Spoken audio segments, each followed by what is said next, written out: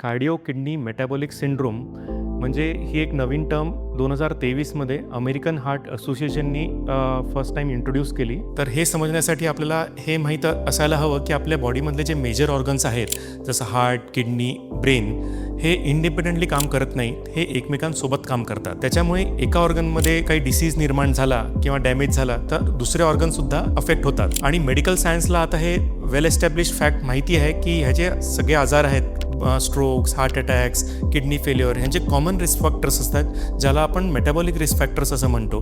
जसं obesity, lack of physical activity, diabetes, hypertension, smoking, alcohol.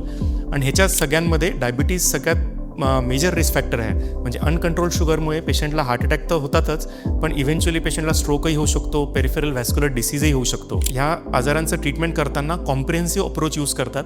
म्हणजे sugar फक्त कमी करणं हा त्याचा हेतू नसतो, तर त्यासोबत सगळे रिस्क फॅक्टर्सला सोबत ॲड्रेस करण्याचा प्रयत्न करतो. जसं पेशंटचं BP पण कमी करायला पाहिजे, पेशंटचं कोलेस्ट्रॉल पण कमी करायला पाहिजे. तर हा कॉम्प्रिहेन्सिव्ह अप्रोच घेऊन आपण पेशंटला ट्रीट करतो.